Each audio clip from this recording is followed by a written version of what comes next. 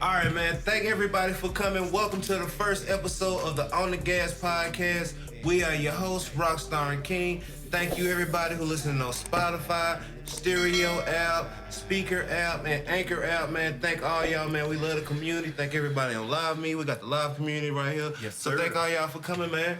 We just wanted to make a platform so that, we can speak our mind. And everybody can speak their mind, man. We just want to make this like where everybody can come and basically air it out. We're going to talk about everything from... Let's talk about it. Everything, man. So, yeah, man, we're going to swing right into it tonight. And tonight, we just want to make this like us introducing ourselves to y'all so y'all can understand our point of view, like a little bit on our backstory. We ain't going to get too deep, but we're going to, you know what I'm saying? We're going to touch on some things, man. So, tonight, I'm going to let my man King start it off. He gonna tell y'all what we got going on in our life right now, man. So, what's good with you, King? How you feeling tonight, brother? Well, guys, I'm King. And I like to smoke weed. Hey. Big facts. Cause we stay on the motherfucking gas, but on some real shit, man. I was born in Charlotte, North Carolina. Hey, shout out to the folk. Shout out to the motherfucking folk, man. Big ups folks, to the motherfucking folk, folks. man. Born and raised here in the city. Spent a long time in the city just making music, trying to create a craft in that, create a career in that. I started doing a lot of engineering, beat making, things like that. Got into my teenage years. I really found the rapping thing was something that I really, really wanted to stick to at first, you know. Okay. So I spent a lot of time just traveling, just making, music everywhere I could. Okay, so what's some of the places you done been, you know what I'm saying, as far as Atlanta, I done opened up shows for Young Dolph. I done opened up shows for Corey Guns, K-Shine. I done been to New York, Miami. I shot my first video there in Miami. That was actually like my first time being in Miami. I shot my first video there. I was like 18 years old, so I've been working with music for a long period of time. And I really just found myself back in the city, kind of helping out other rappers, other people that was up and coming doing music, So I was like, fuck it, I'm just going to keep doing the engineering thing. I'm just going to keep trying to build that craft with that. And I finally got really, really good at that at a point in time, So I kind of took that craft right there and really saw myself on a lot of videos and was like, I'm kind of good. That's what's up, man. With shit like that. So what you want to bring to the podcast, man? What's the main? I just want to bring the gas on the podcast, man. I just want to make sure that we be the speaker to the streets. We be the voice of the trenches. You know what I'm saying? The trenches. You know what I'm saying? Because we see a lot of things. We've been through a lot of things that I'm pretty sure a lot of people around the world can definitely relate to. That's a fact. Definitely. So that's a fact. I just really want to be that voice box in the streets right now, especially on this podcast. And I know you want to do the same thing, but what about you, Rockstar, man? What's going on in your world? All right, man. So once again, man, I am Rockstar Plug, man. You can follow me on Instagram at Rockstar_Plug, man. And basically, man, like you said, I just really wanted to create this platform so that, I can speak my mind, but then also have other people and let them speak their mind. Because I think that's like a way of healing and a way of understanding. Once everybody can find that place to where everybody can speak their mind and we can air this shit out, and everybody get their just dues and everybody open their mind up to some shit. I think it's a beautiful thing. You know what I'm saying? So a little bit backstory on me, you know what I'm saying? It's a lot similar to King. I was raised up Charlotte, North Carolina. Shout out to the folks. Motherfucking West Side, you know what I'm saying? West Side. Hey. But yeah, man, it's been a long road, you know what I'm saying? Grew up in the family, lived with my mother basically. My father wasn't never really around, so I was introduced to, the streets and the same shit that a lot of America and the black youth go through, you know what I'm saying? That was basically my story, but luckily I was able to always be creative enough to want to flip that into a positive type of way. So, you know what I'm saying? When I was like younger, I was doing a little drug seller thing, and then I ended up hooking up with King, and he introduced me to the music and shit, you know what I'm saying? Facts. And you know what I'm saying? I saw how hard he was going with it, and that shit really inspired me to you know what I'm saying? Because I was like, fuck, I got a story to tell too, you know what I'm saying? That's real, hold on. You know what I'm saying? I got a story I want to tell too, and I'm like, you know what I'm saying? Bro, can talk his shit, I'm gonna talk mine, and we're gonna figure out how to use this talent to get ourselves out of the situation, you know what I'm saying? And through all that, you know what I mean?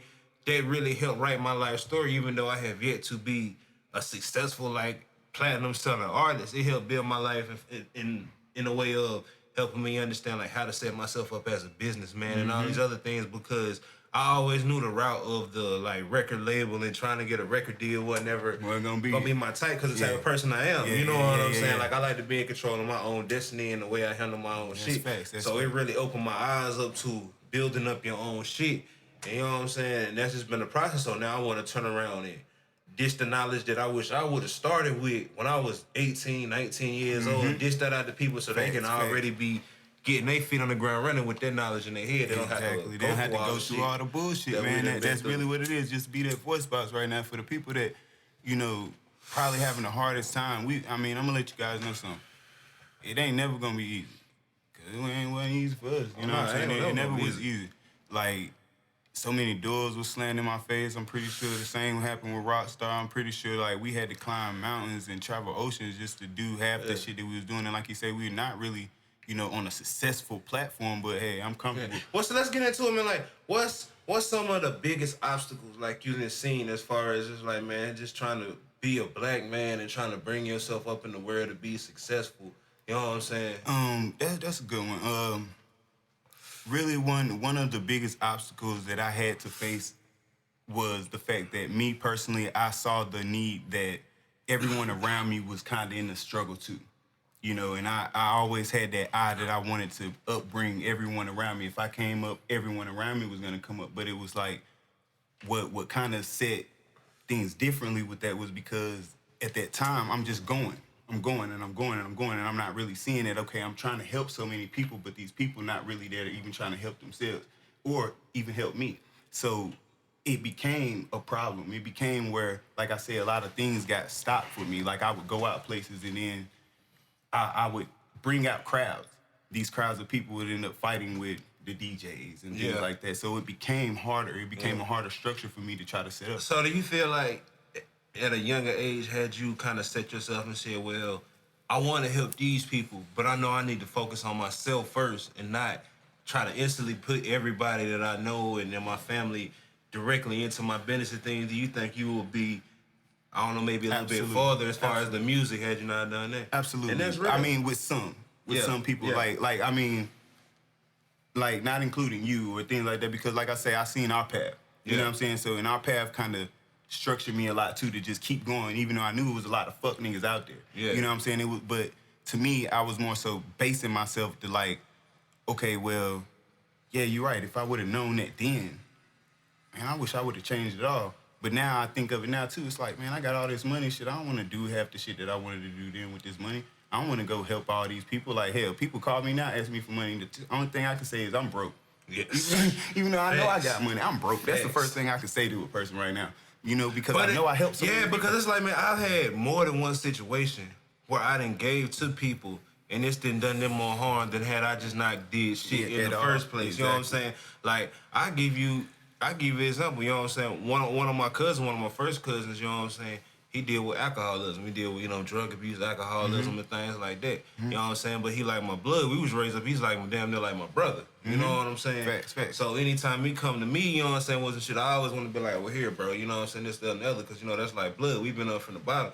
But it's been more than one situation where I done looked out for them, gave them, when it helped them out of situations, and all they did was help perpetuate them into a worse situation because it's like, all right, well, at first you was broke, but now you got a couple dollars, so now you can go and do this, but you making wrong decisions. Yeah, you making wrong decisions with that money, yeah. So now you ended yourself in worse places than had I not did nothing, and then it's like at a young age, it's hard for you to be able to discern all that, and that just comes with like getting a little bit older and getting a little bit wiser with everything that's going on to be able to see, you know what I'm saying, well, like, nah, I don't need to do that right now for this person because if I do that, it's going to lead to probably more problems for me and more problems for them. So I'm going to say no. It might create some bad blood, and, you know what I'm saying, during this situation. When you got to also look at it like, man, if it's like that, dealing with a person, do they really fuck with you like they say they fuck with you? Exactly. You know what I'm saying? And that was another obstacle that came in too, you know, like I started feeling bad sometimes because, or I wouldn't want to do certain things sometimes because I would feel like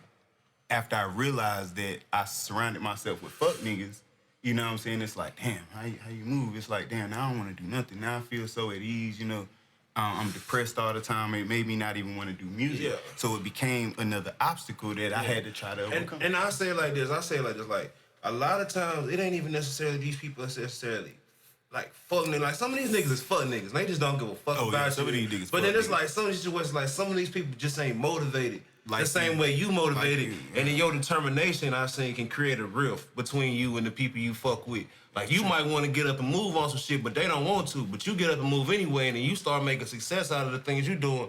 And now they angry. They angry because now they feel like you left them, and it was like, nah. But you ain't want to get up and work when I had to do it when it wasn't when the money wasn't there at first. You didn't want to get up and work and put in that same effort, but you want to reap the benefits of it, and it just don't fucking work like that. And I think a lot of people do not understand it. Right. Like, man, your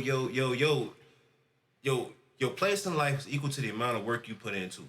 You know what I'm saying? Mm-hmm. And it ain't saying that it's all gotta be hard work. It can be smart work. You might not have to work next to the hard man to get in a better place in life, but it's all depending on what you do with your own life. Can't nobody put you in a place that you want to be in. You gotta decide that, all right, well, I want to take it. And a lot of people around me, I learned from a long time ago, just did not understand it. You know what I'm saying? So I had to learn too how to help people without helping them. You know what I'm saying? Right. Like they say, teach a nigga how to fish. Don't give him a fish. You know what I'm saying? Because they gonna depend on you to give them their fish forever. Exactly. And you can't do that. That's fact. You know what I mean? That's fact. Well, here, quick question. Since we is on the gas, man, you know I love having conversations with you, man. You know, I know some of these things, but for the people out there who don't know, since this is the intro, man, I just want to ask, okay, growing up in Charlotte, North Carolina, on the west side, yeah, you know what I'm saying? How was it? Who was Rockstar Plug basically before all this music even came about? You want to tell you, I was just another Trayvon Martin, another, you know what I'm saying? All these other people who've been just another black Negro trying to figure out exactly what this life experience is and trying to, you know what I'm saying? It's like, I done been through so many stages in my life where it's just like, you know what I mean? Like, at a young age, it's like when I was like young and I was really on the west side, like in the Wilmore area, it's like, when you grow up so young, you already done seen people get shot. You done already seen people get robbed. You done already seen people sell dope. It's like you really grow up different because you desensitized to some shit. Exactly. You know what I'm saying? Right. Even death. Like, I seen my first person die in front of me when I was 6 years old. I was walking to the store on fucking Wilmore, the stop and go. You know what I'm saying? Right there off of South Tryon, down from the Bojangles, right behind there. You know what I'm saying? I was walking up there because I used to walk from the crib, go get Skittles and all that shit. And the little dude, you know, like how all the stores have a junkie, and he be in the store, and they be like the dude who, you know, keep the store. He take out the boxes and shit. So he was cool, and everybody usually know him. You know what I'm saying? Yeah. So it was, you know, and the dude, he was in the store, whatever. So one night, some nigga come in there drunk as fuck, whatever. I don't even remember because it was so long ago. I was like 6 years old. But I just remember dude was like, nah, you gotta get out of here. You gotta get out of here. You know, the junkie trying to get on by there because he ain't, you know what I'm saying, tearing up the store and shit. They pulled out a gun. Bam! Shot his head dead in the head, you know what I'm saying? And I'm standing right there in the back of the store. And he took off running. Right. And it's like, from that moment, you know what I'm saying, I had already seen what it was like for a person to die. So you grow up through your life, you know what I'm saying? So it makes you deal with every situation with death in your life different. So now it's like somebody die in your family and they wonder like, well, why you ain't crying or why you ain't sad or why you not showing emotion like a different person because you all, like, you know what I'm saying? It's just a hit different, you know what I mean? It do. So it's like, and then it's crazy, you know what I'm saying? And one more thing I want to speak right quick, it's like, with this police brutality and the way, like, segregation, it's like, in a way, you become with that shit implanted into your brain to where, like, you already know a certain places where you don't need to be. You don't never really understand the reason why of it, but you know, like, there's certain areas I don't need to be there or I don't need to go around here. And it really took for me to go out and go to other places around the country that might not necessarily be so racist as the area that I'm in. I didn't realize where I was at, is what I'm saying. We in North Carolina, this is a red state. This is a Republican area, you know what I'm saying? This place in this area is not necessarily for the benefit of, you know, people that look like me.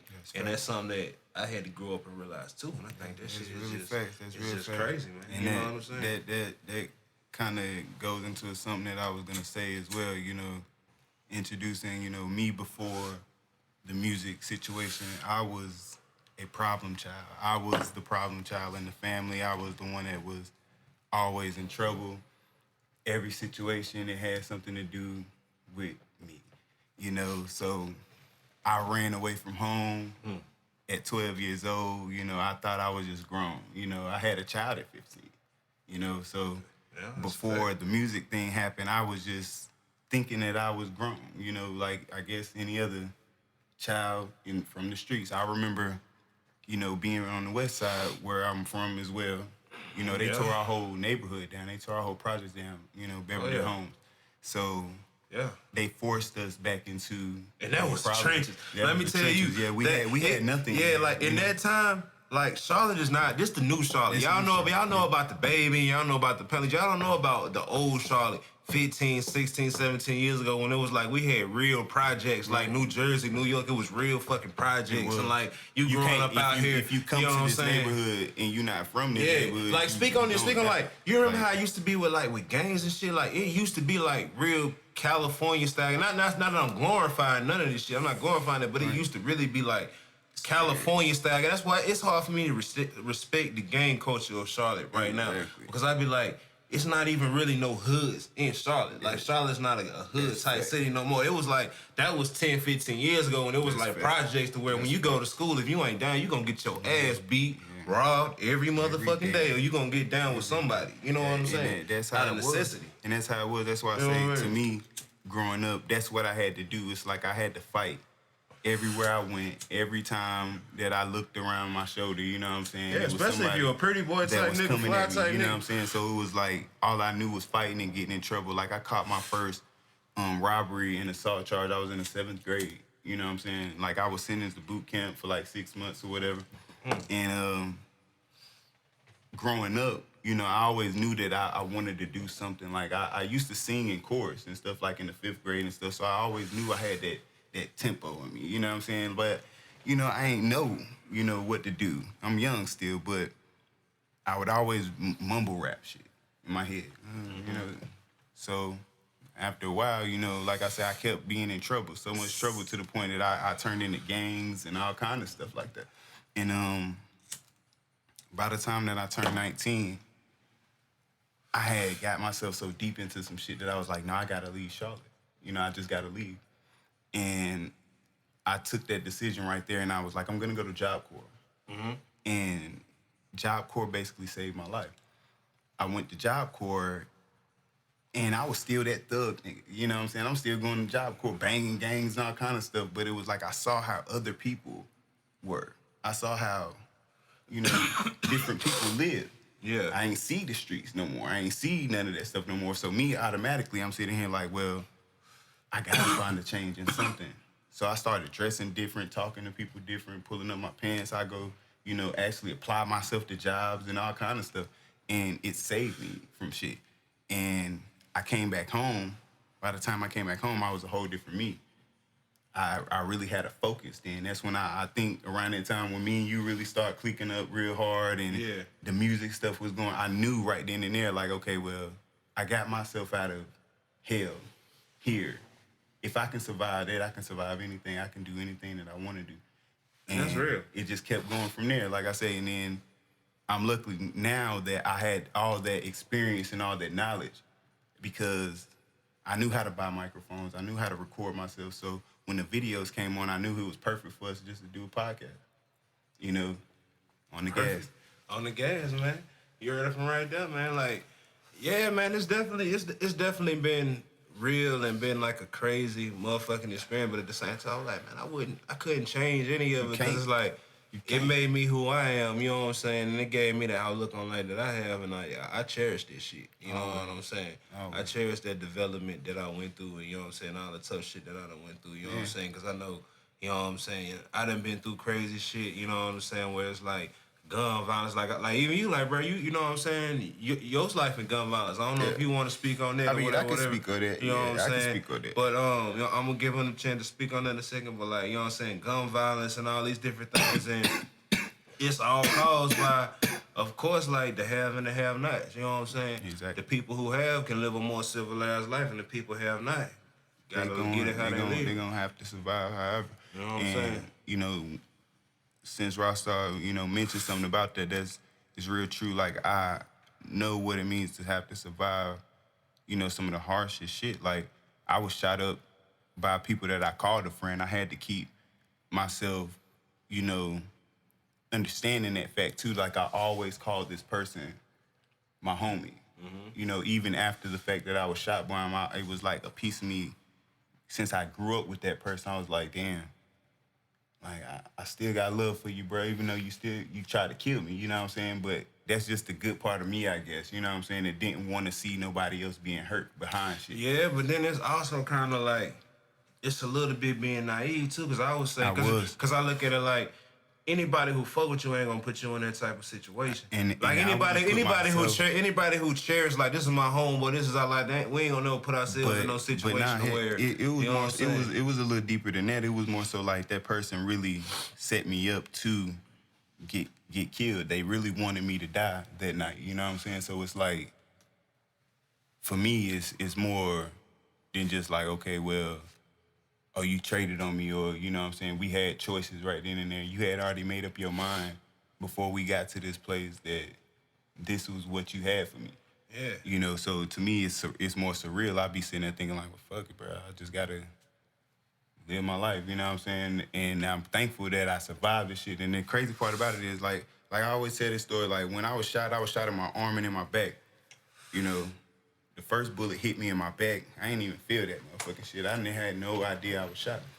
And then this one hit me, and my arm dropped. But I have a big-ass tattoo of Jesus right here, and our angels and all kind of stuff. The bullet went in, and it's like I pulled it out of my arm, like right where Jesus' head was at. And I was like, damn, you ain't stopping God. Like, I don't care what happened. You ain't stopping God from nothing. I believe what I believe in, but, you know, it showed me different. You can't always have these people around you. You can't always think that everybody got your best interest with nothing, even though you feeding these people. The more you feed, the more they envy you. I had to learn that. The more you feed somebody, the more they envy you, because what a nigga can't do for himself, he gonna hate you for doing it for him. Period. And that's sad, man. I think.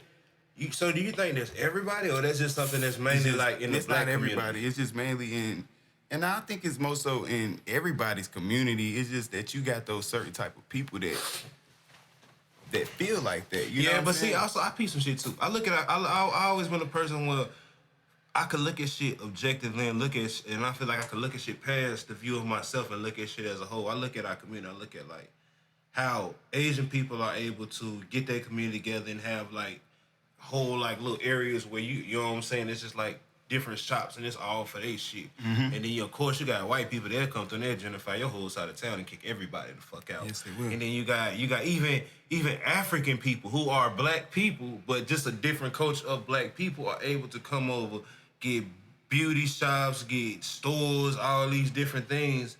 And then I look at our people and how much money, as far as Americanized black people, you know what I'm saying?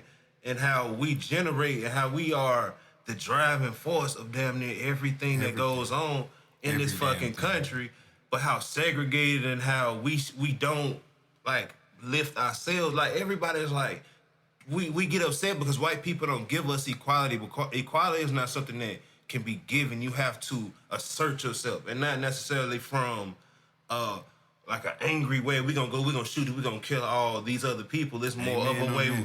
You know what I'm saying? It's more on the way of like, we got to think about how we spend our money, how we move, and the things that we do, and how can we take ourselves and lift ourselves out of the situation that we're in. You know what I'm saying? Of course, all these other things going on, that's going to happen. It's going to happen. That's going to happen regardless, but that don't speak for the fact of why we still in the situation we in overall, because if one person can do it, then we all can do it. You know what I'm saying? If I can do it, then we all can lift ourselves out of the poverty. Now, it's not easy. It's going to be the hardest shit you ever did in your life because it's not taught to you. So you have to break down everything that they done told you and get rid of this shit and like reteach yourself what it means to be a black person, live in America, finances and all this shit. But once you do that, you all right. Yeah, I can move then. You know what I mean? It's more big sacrifices that people think it is too as well, because I had to realize that myself. You know, I had to sacrifice so much shit, from relationships to time, you know, with people. You know, I had to sacrifice so much shit. Just so I can be able to feel like I'm comfortable enough to move the way I need to.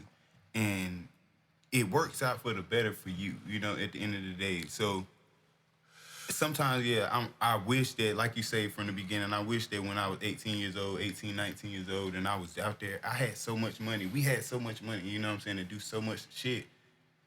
But we was young, you know, and we had so much negative shit pulling us. I wish that we had this energy now, like bad habits, this man. energy like, now. Bro, people like bad habits. The smallest bad habits can destroy your whole fucking life. It will. Like simple shit like smoking cigarettes, smoking weed, not being up on your shit and going to the club every shit. Thursday. Not even that procrastination. That is the biggest thing. Procrastination has been the biggest pitfall of my fucking life. Like I can't put nobody in front of anything I ain't never achieved. Just been me sitting around and fucking waiting and thinking about it and not acting on it. You know what I'm saying? I look at that in any situation, even if it's been a female I wanted to talk to, some shit I wanted to get to, is that I thought too much into the process of doing it, and I didn't just fucking do it and see what the outcome is, because the outcome is never worse than you not doing it and wondering. It never is. You know what I'm saying? You can do some shit, like even if it's talking to a bitch or going like as far as doing some shit with your money, whatever. And I can guarantee you, like, it's better for you just to go out there and try to see what the outcome is than it is for you just to never to do it and to have to sit down and wonder for the rest of your life. Well, damn, I wonder what the fuck would have happened if I did that. That's the worst shit. Especially when you can't do it no more. You know what I mean? That's real that's shit. You know what I'm saying? That's just where I don't want to be. You know what I mean? So I'll be like, fuck it. Push the gas. That's why we call this shit on the gas. Because we smoking the gas and we pushing the gas. And we hope all y'all push the gas. We just here to really talk about it. You know what I'm saying? That, like I said, we're going to be the speaker box for it. So we want you guys to go to our YouTube page, subscribe, hit the like, the bell button. Hey. Follow us on YouTube at On The Gas Podcast. You can also follow us on Instagram at Kyng Jubie. Make sure you hit the one with the crown on it. Hey, Rockstar_Plug. And make sure y'all follow the On The Gas Instagram too, man. It's On The Gas on Instagram, man. Thank y'all, everybody. Thank y'all for listening on the Anchor route, man. Thank y'all, Stereo. Thank y'all, Speaker. Everybody who listening in, man. Thank y'all, everybody on the live, man. I appreciate y'all for coming in, man. We're going to do this shit as much as we can, man. We appreciate y'all for coming, man. We're going to end that right there. We are On The Gas, Rockstar and King, and we out.